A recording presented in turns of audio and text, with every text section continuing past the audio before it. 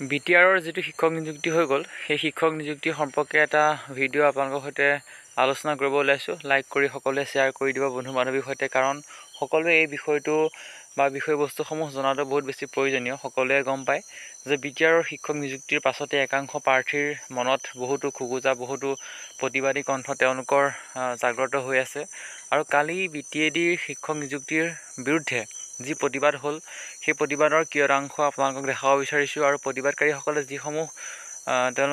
তেওঁলোকে যিসমূহ অভিযোগ, সেই অভিযোগসমূহ আপোনালোকক দেখাব বিচাৰিছোঁ। কি অভিযোগ আচলতে তেওঁলোকে কৈছিলে সকলোখিনিয়ে মন দি শুনিব। পে'বেক স্পীডটো বঢ়াই ল'ব। যদিহে ভিডিঅ'টো দীঘলীয়া হ'লে আপোনালোকে চাই আমনি পায়, তেতিয়াহ'লে পে'বেক স্পীডটো বঢ়াই ল'ব আৰু গোটেই কথাখিনি আপোনালোকে কণ্টিনিউ শুনাটো বহুত বেছি প্ৰয়োজনীয়।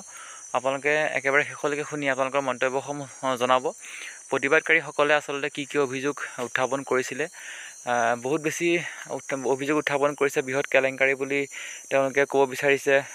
ভালদৰে নহ'লে যিটো বিজ্ঞাপন, শিক্ষকৰ যিটো নিযুক্তি হৈ গ'ল সেই নিযুক্তিটো ভালদৰে হৈ নগ'ল, এনেকুৱা ধৰণৰ বহুত বেছি কথা তেওঁলোকে কৈছে ছ'চিয়েল মিডিয়াৰ সন্মুখত প্ৰতিবাদী কণ্ঠৰে।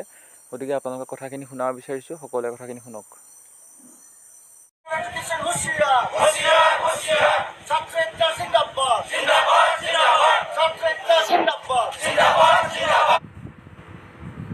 Is that the rights to voice are getting lower?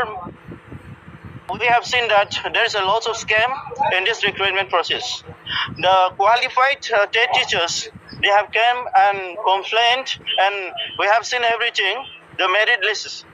Then we have found that those candidates who have been having highly qualified certificates, number, every documents, they have been rejected.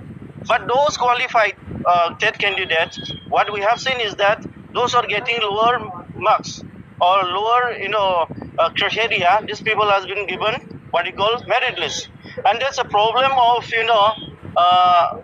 it is very important to know that in Bodoland Territorial Councils, in 3rd grade and 4th grade, no outsiders, non-BTC people are not entitled to get admission or whatever appointment letters. But what we have found is that there are many candidates coming from non-BTC area and they are getting the what we call appointment letter. And it is very unfortunate. Now we are fighting for the justice. Today's main program here is that we are protesting. So we want to get justice because in Indian democracy, what we have is that the rights to voice.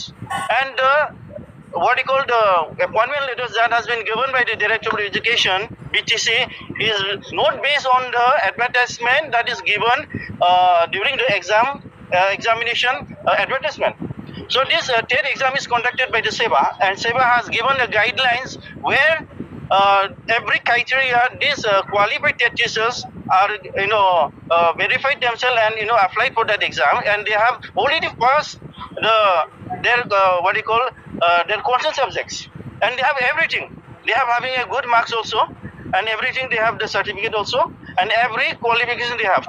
But unfortunately, these people are not selected, and those selected are very low grade. I mean, they are not even, some of them are not in the verification list also. So it is a lot of concern.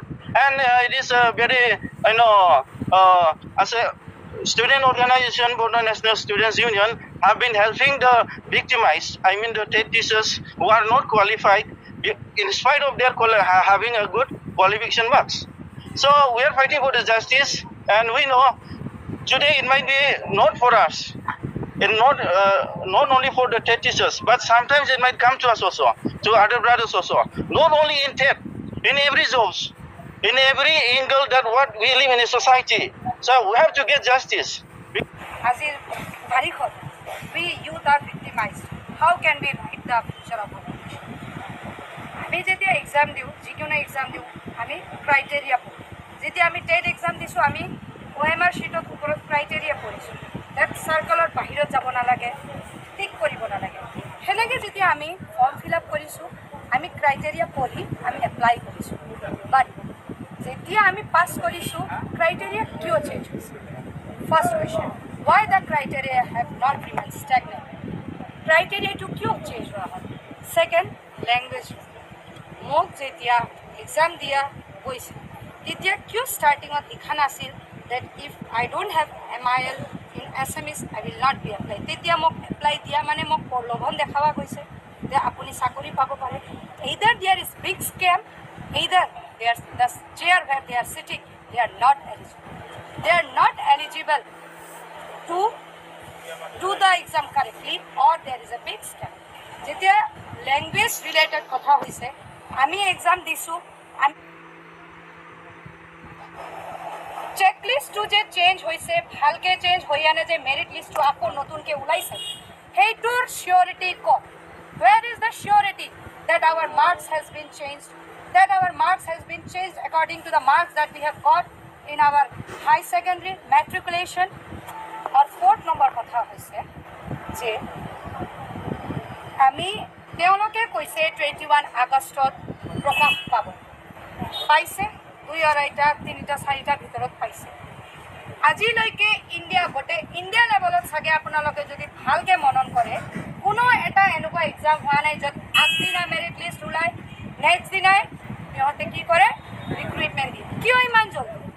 ভুল হ'ব পাৰে না, যাৰ যাৰ নাম আহিছে তেওঁলোকে যাব নিবিচাৰিব পাৰে, তেওঁলোকে আই থিংক দে আৰ ৱৰ্কিং চামৱেৰ. বহুত মই এনেকুৱা দেখিছোঁ আছাম টেটত যাৰ যাৰ নাম আহিছে, যাৰ যাৰ নাম আহিছে তেওঁলোকে এপইণ্টমেণ্ট লোৱাও নাই. That means কি আছে ইয়াতে question? That they already knew the students whose name are enlisted in the list, they are sure to take the appointment letters. Yes or no? Yes. That means there is a big scam.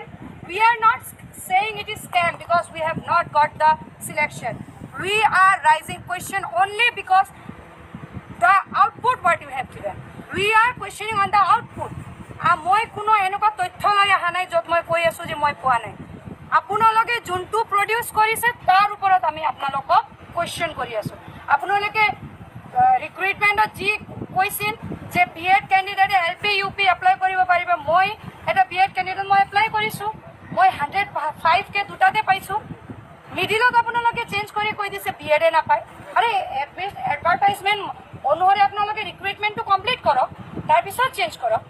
30% যদি নাথাকে আপোনালোকে মেট্ৰিকত পাছ নহয়. এইটোতো আগতে বহাই দিয়া হয় না, মিডিলত কোৱা হয়, আগত বহাই দিয়া হয় ন. 30% কৰিলেহে আপোনালোকে পাছ হ'ব.